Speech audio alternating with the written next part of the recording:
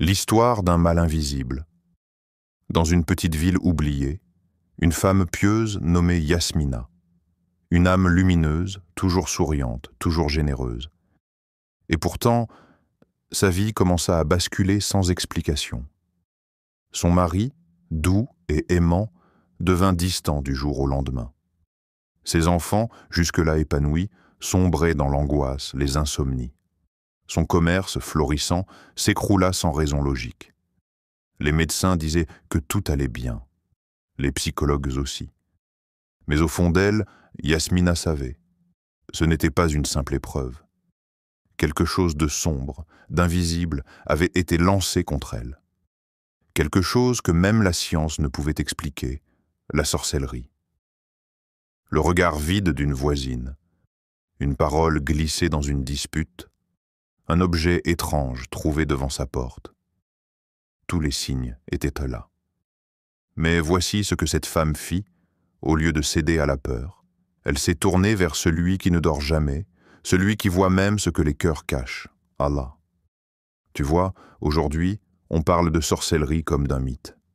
Une histoire qui fait peur aux enfants. Et pourtant, le Coran en parle. Le prophète Muhammad nous a mis en garde. C'est réel, c'est dangereux. Mais ce n'est pas plus fort que la foi.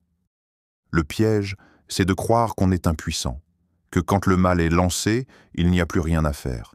Mais ça, c'est exactement ce que veulent ceux qui te veulent du mal, que tu te plies, que tu trembles, que tu baisses la tête. Mais laisse-moi te dire une vérité que beaucoup ignorent.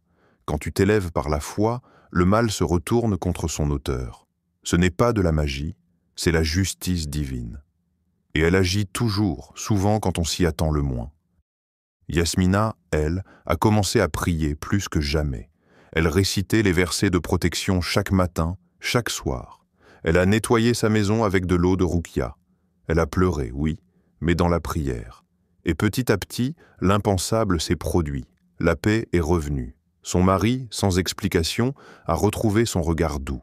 Ses enfants ont recommencé à rire. Et un jour, la voisine qui l'enviait est tombée gravement malade. Touchée par un mal que même les médecins ne comprenaient pas. Le mal s'est retourné, pas par vengeance, mais parce que celui qui creuse une tombe pour les autres y tombe souvent le premier. C'est Allah qui l'a promis. Le mal qu'ils ont fait les enveloppera. Sourate Al-An'am, verset 10.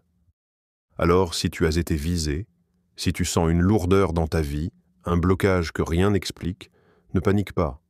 Ne cours pas vers des charlatans, ne réponds pas au mal par le mal. Parce que le vrai pouvoir, ce n'est pas dans des formules secrètes, c'est dans la lumière d'un cœur connecté à son Créateur.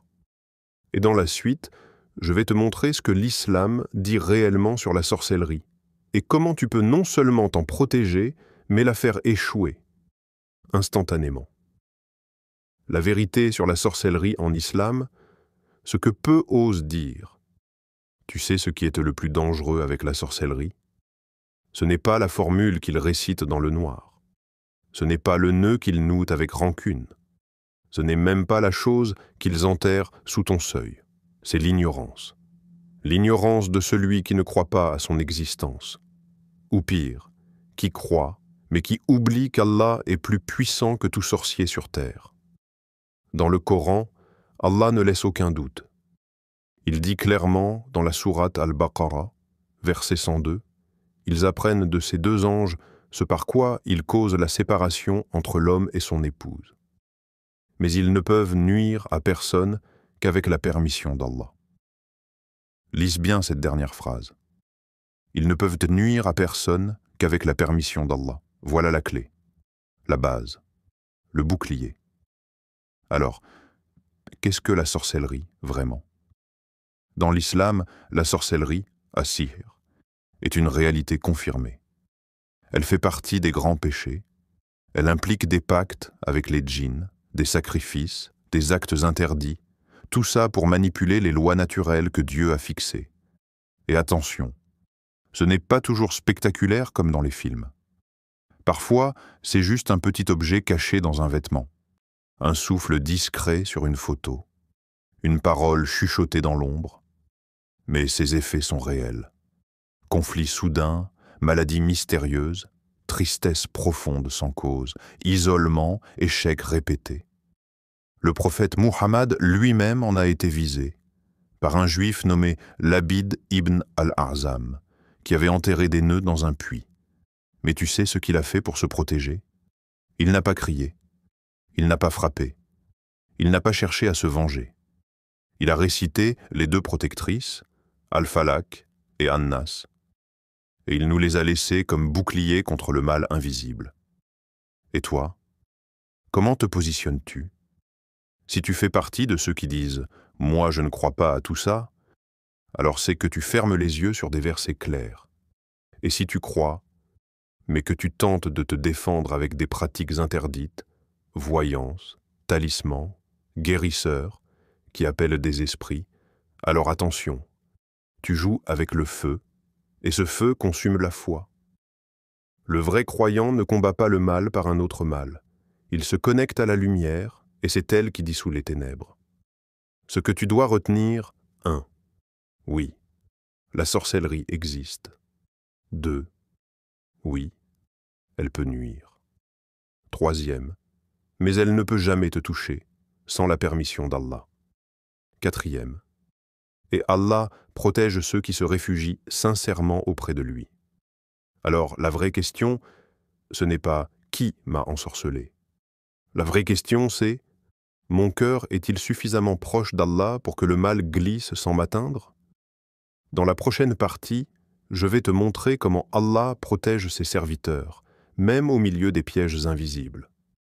Et pourquoi le mal échoue toujours face à un cœur pur. Protégé par Allah, quand la foi devient ton armure invisible, il y a des choses que les yeux ne voient pas, des choses que les caméras ne captent pas, mais que le cœur ressent profondément. Une lourdeur quand tu entres dans une pièce, une fatigue sans explication, des rêves bizarres, répétitifs, et cette impression qu'on t'observe dans le silence. Tu crois que c'est le hasard? Non. Souvent, c'est l'effet d'un mal qu'on t'a lancé. Mais laisse-moi te dire une vérité que beaucoup ont oubliée. Tu es entouré d'anges. Et Allah veille sur toi, jour et nuit. Allah est plus proche que ce que tu penses. Dans la sourate Kaf, verset 16, Allah dit « Nous avons effectivement créé l'homme, et nous savons ce que son âme lui suggère, et nous sommes plus près de lui que sa veine jugulaire. » Lise bien. Plus proche de ta veine jugulaire. Est-ce que tu comprends ce que ça veut dire? Avant même que ton cœur ressente la peur, Allah sait. Avant même que l'envieux pense à te nuire, Allah est déjà au courant. Sa protection n'a besoin d'aucun talisman, d'aucun objet caché sous l'oreiller. Elle ne dépend que d'une seule chose, ta sincérité. Ce que Dieu protège, les sincères, les patients, les constants. Tu veux que la sorcellerie échoue? Tu veux que les nœuds soient faits, que leurs ruses se retournent contre eux? Alors écoute bien, lève-toi à l'aube et prie, même fatigué. Dis Ayat al-Kursi après chaque prière et avant de dormir. Récite Al-Falaq et An-Nas matin et soir, sans sauter un seul jour. Nettoie ton cœur de la rancune, du doute, de la jalousie. Et surtout, ne doute jamais que Dieu te défendra, même en ton absence. Parce que c'est ça, la promesse divine. Allah ne délaisse jamais celui qui l'invoque sincèrement. Une histoire vraie, le secret d'un cœur invincible. Un imam racontait, une femme venait le voir en pleurs. On lui avait dit qu'elle était ensorcelée. Elle se réveillait chaque nuit à 3 heures du matin, tremblante. Ses plantes mouraient sans raison. Des cauchemars s'épuisaient. Il lui dit simplement « Lève-toi à 3 heures, fais 2 unités de prière, récite la sourate Al-Baqarah sur ta maison et répète « Hasbi Allah la ilaha illa huwa » tous les jours. Elle l'a fait, pas une fois, tous les jours, pendant 40 jours. Et un matin, plus rien, pas d'angoisse, pas de cauchemar, un calme immense, une paix étrange, comme si une armée invisible avait vidé sa maison de tous les ennemis cachés. La lumière dissout les ténèbres. Ce que les sorciers ne te diront jamais, c'est qu'ils tremblent face à la lumière d'un cœur pur. Ils peuvent frapper, chuchoter, souffler, attacher. Mais si ton cœur est relié à Allah, leurs flèches tombent avant de t'atteindre. C'est pour cela que dans le Coran, Allah dit, sourate An-Naml 62, « Qui répond à l'angoissé quand il l'appelle et qui enlève le mal, sinon Allah? Alors appelle-le, pleure devant lui, confie-lui ta peur, et regarde comment le mal s'effondre sans que tu lèves un doigt. Dans la prochaine partie, je vais te montrer comment faire pour que la sorcellerie se retourne contre son auteur. Instantanément, sans violence, uniquement avec la puissance divine.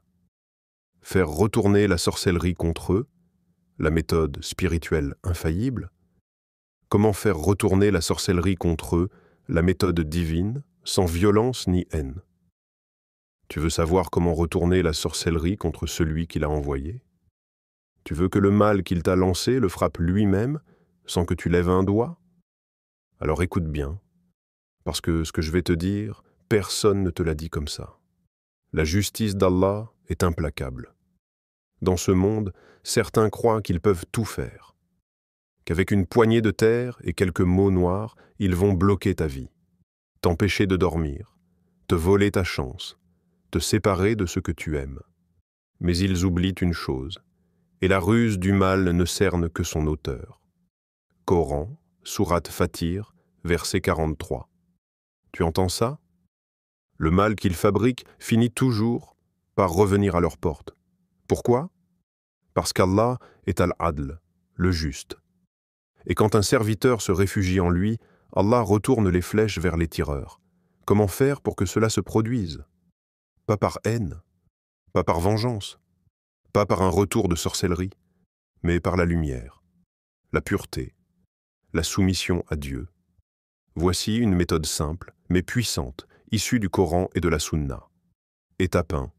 Se purifier fait une grande ablution, ghusl, au lever du soleil, avec l'intention de chasser tout mal envoyé. Dis « Bismillah, tawakkaltu, ala Allah wa la hawla wa la quwwata illa billah ». Étape 2. Prier en pleine nuit. Réveille-toi avant Fajr, même 20 minutes avant. Prie 2 rakats, puis invoque Allah avec ces mots. « Ô Allah, tu es mon protecteur. Protège-moi de leurs plans, retourne leur mal contre eux, sans que je me salisse les mains, car tu es le puissant, le justicier, le très sage. » Étape 3. Lire les versets qui renversent le mal. Lis ces passages chaque jour, avec concentration et conviction. 1. Sourate Al-Falaq. 2. Sourate An-Nas. 3. Ayat Al-Kursi. 2. 255. 4e.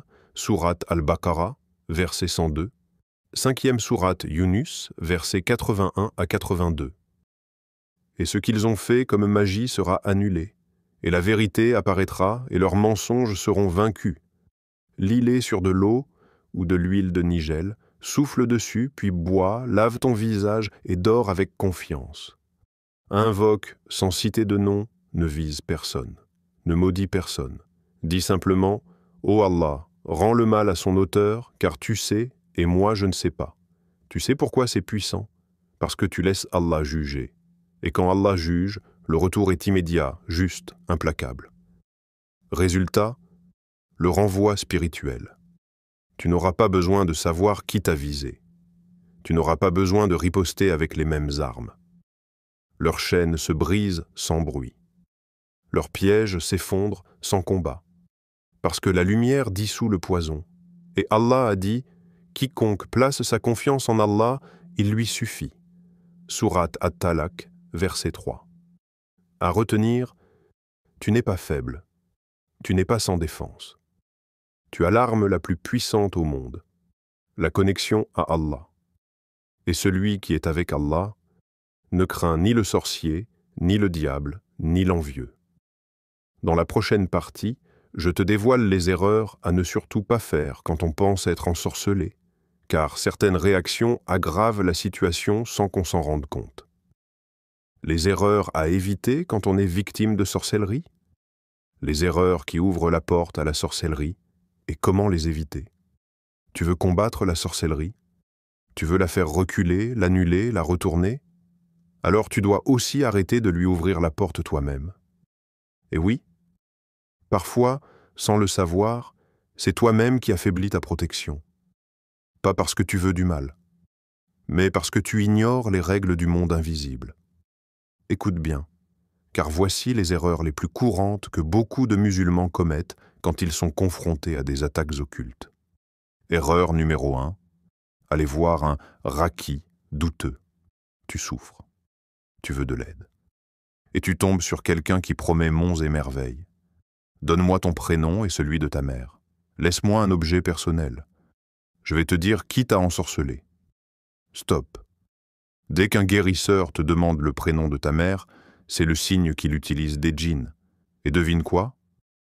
En croyant chercher la guérison, tu aggraves ton cas. Tu donnes accès à ta vie à ceux-là même qui manipulent le monde occulte. Le vrai raqi ne demande jamais cela. Il lit le Coran. Point. Erreur numéro 2. Chercher la vengeance. Je veux qu'il paie. Je veux qu'il souffre comme moi.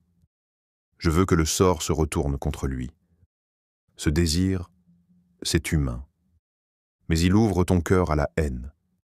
Et la haine, c'est un carburant pour les forces sombres. Elle te brûle de l'intérieur, elle t'éloigne d'Allah, elle brouille ta vision. Tu ne combats pas la sorcellerie avec la colère, tu la combats avec la lumière. Erreur numéro 3. Accrocher des objets de protection, main de Fatima, œil bleu, gris-gris, collier soi-disant béni. On te dit que ça protège du mauvais œil. Mais en réalité, ces objets ne sont ni islamiques ni efficaces. Au contraire, ils peuvent annuler la protection divine. Le prophète a dit « Celui qui accroche un talisman, Allah l'abandonne ». Hadith authentique. Tu veux qu'Allah soit ton protecteur? Alors ne mets rien entre toi et lui. Erreur numéro 4. Dormir sans protection spirituelle. Tu passes la journée à avoir peur, mais tu t'endors sans rien réciter. Pas de sourate al-Mulk, pas de ayat al-Kursi, pas de falak, pas de nas. Et pourtant, c'est la nuit que les djinns agissent le plus.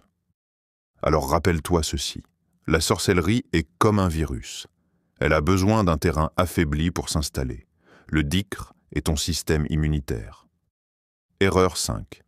Chercher le nom du sorcier, je veux savoir qui m'a fait ça. Mais pourquoi? Pour le haïr, pour le frapper, pour le maudire. Ce que tu ne sais pas, c'est que le fait de le nommer lui donne du pouvoir. Tu le places au centre de ton esprit. Tu vis pour le contrer. Et pendant ce temps, tu oublies celui qui peut te sauver. Allah sait qui t'a fait du mal. Et lui seul peut le juger. Toi, soigne ton cœur. Reste propre. Reste connecté. Ne cherche jamais de raccourcis magiques. Ne mélange pas l'islam avec des pratiques douteuses. Ne laisse jamais la peur t'éloigner de la confiance en Dieu. Et surtout, ne laisse jamais ton cœur s'endurcir. Car celui qui reste droit, sincère et constant dans l'adoration devient intouchable. Même les sorciers le reconnaissent. Contre celui qui prie sincèrement, on ne peut rien faire. Dans la prochaine partie, je vais te révéler le secret puissant de la parole divine, comment certains versets du Coran défont les nœuds invisibles et rendent l'âme légère comme une plume. Souhaites-tu que je continue avec la partie 6, ces versets du Coran qui brisent la sorcellerie à la racine? Les versets du Coran qui brisent les chaînes de la sorcellerie? Tu as peut-être essayé beaucoup de choses. Tu as peut-être pleuré, souffert, douté. Mais laisse-moi te dire une vérité que même les sorciers connaissent. Ce Coran que nous avons révélé descend par étapes, en tant que guérison et miséricorde pour les croyants. Sourate Al-Isra, verset 82. Oui, le Coran est une arme, une lumière, une médecine. Et quand tu l'utilises avec foi, rien ne peut te toucher. Le pouvoir des mots divins, la sorcellerie, ce ne sont que des cordes, des illusions, des ombres tordues. Mais le Coran, lui, est un sabre de lumière. Quand tu récites certains versets, les nœuds invisibles se défont, les blocages cèdent, les lourdeurs s'allègent, et tu redeviens toi-même. Les versets à lire avec foi et présence. Voici ceux que les savants, les raquis sincères et les pieux musulmans recommandent contre la sorcellerie. 1. Sourate Al-Fatiha. Lis-la 7 fois chaque jour, avec lenteur, c'est la mère de la guérison. 2e, Ayat al-Kursi, 2-2-5-5, à lire après chaque prière et surtout avant de dormir. Elle protège comme un bouclier invisible. 3e, Sourate Al-Baqarah, verset 102. C'est le verset qui parle de la magie à l'époque de Sulayman. Lis-le à voix haute. Il annule les effets du sihr. 4e, Sourate Yunus, versets 81 à 82. Ce sont les versets de renversement. Quand Moïse a jeté son bâton, la magie s'est effondrée. 5e, Sourate Taha, versets 68 à 69. Des versets qui apportent la paix du cœur et la supériorité de la vérité sur les illusions. 6e, Sourate Al-Falaq et An-Nas. À lire matin et soir, 3 fois. Ce sont tes forteresses spirituelles. La méthode pratique, lis ces versets sur de l'eau, souffle doucement dessus. Bois-en un peu chaque matin et chaque soir. Passe tes mains mouillées sur ton visage, ton torse, ton ventre. Répète cette routine chaque jour, comme on prend un médicament. Mais surtout, lis-les avec le cœur. Ce n'est pas une formule magique. C'est une connexion avec ton Créateur. Et plus tu crois en lui, plus la lumière entre. Et plus la lumière entre, plus l'obscurité fuit. Tu n'es plus une victime. La sorcellerie n'est pas plus forte que toi. Elle n'est pas plus forte que ton invocation, ni plus puissante que ta sincérité, ni plus redoutable que la parole de ton Seigneur. Ce monde est rempli d'épreuves, mais tu es né pour les traverser. Et si quelqu'un ose jouer avec ton destin, sache que Dieu veille. Celui qui complote dans l'ombre oublie que Dieu voit tout. Et toi, tu n'as qu'une chose à faire. Reste pur, reste constant, reste relié à Dieu et regarde comment la sorcellerie se retourne contre eux sans que tu aies besoin de te salir les mains. Si tu as aimé ce message, partagez-le avec une personne que tu aimes, car parfois, une simple parole peut sauver une âme en détresse. Et n'oublie jamais, Allah est avec les patients, avec les sincères, avec les cœurs tournés vers lui. Que la paix, la lumière et la protection divine t'accompagnent. Amen.